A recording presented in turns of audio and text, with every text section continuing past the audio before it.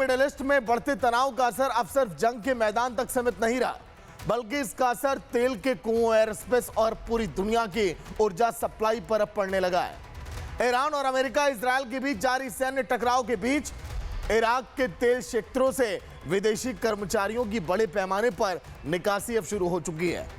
अंतर्राष्ट्रीय तेल कंपनियां अपने कर्मचारियों को बसों के जरिए इराक से निकालकर कुवैत अब भेजने में लगी हैं। वहीं खाड़ी देशों में एयर स्पेस बंद होने के बाद हालात ऐसे हो गए कि लोग देश छोड़ने के लिए प्राइवेट जेटों का सहारा लेने के लिए मजबूर हो चुके हैं। देखिए आप।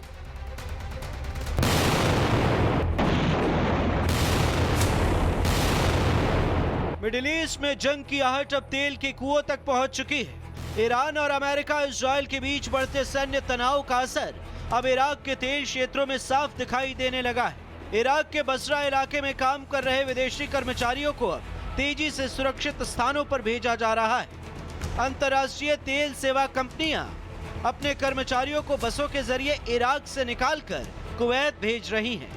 निकासी का यह ऑपरेशन इराक कुवैत सीमा पर स्थित सफवान बॉर्डर क्रॉसिंग के जरिए किया जा रहा है। तस्वीरों में साफ देखा जा सकता है कि बसरा से निकले विदेशी कर्मचारी बसों में सवार होकर सीमा चौकी तक पहुंचे, जहां सुरक्षा अधिकारियों ने उनके पासपोर्ट की जांच की और उन्हें कुवैत में प्रवेश की अनुमति दी। कई कर्मचारी पासपोर्ट नियंत्रण क्षेत्र में लंबी कतारों में खड़े नजर आए। एक रिपोर्ट के मुताबिक हैलिबर्टन, केबीआर और श्लम्बर्जे जैसी बड़ी तेल कंपनियां अपने कर्मचारियों को सुरक्षित करने में लगी हैं। इन कंपनियों ने अपने प्रवासी कर्मचारियों को तेल क्षेत्रों से बसों के जरिए सीमा तक पहुंचाया। इराक की मौजूदा सुरक्षा स्थिति को देखते हुए विदेशी कर्मचारियों को अस्थायी तौर पर कुवैत भेजा जा रहा है।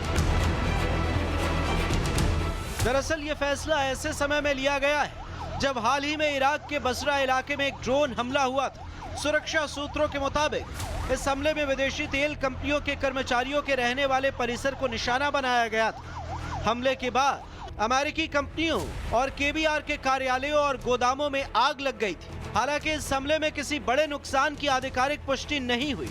इसके बाद कंपनियों ने एहतियात के तौर पर अपने कर्मचारियों को निकालने का फैसला किया।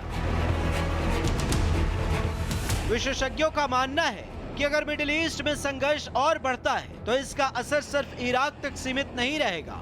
इसका सीधा प्रभाव वैश्विक ऊर्जा आपूर्ति और तेल बाजार पर भी पड़ सकता है। इधर ईरान और अमेरिका इजरायल के बीच बढ़ते सैन्य तनाव ने खाड़ी देशों में हवाई यातायात को भी पूरी तरह से अस्त व्यस्त कर दिया है। कई कमर्शियल एयरलाइंस ने अपनी उड़ानें रद्द कर दी हैं। हालात ऐसे हो गए हैं कि संयुक्त अरब अमीरात और कतर से बाहर निकलने के लिए लोग अब प्राइवेट जेट का सहारा ले रहे हैं। आपको बता दें कि एयर स्पेस बंद होने और मांग बढ़ने के कारण प्राइवेट जेट के किराए में दोगुने से ज्यादा की बढ़ोतरी हो गई।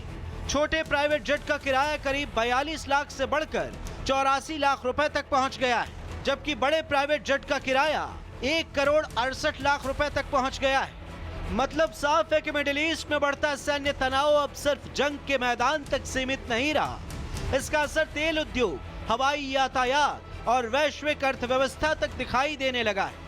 अगर हालात ऐसे ही बिगड़ते रहे तो इसका झटका दुनिया भर के ऊर्जा बाजार और तेल की कीमतों पर भी पड़ सकता है। Bureau report, Republic Bharat.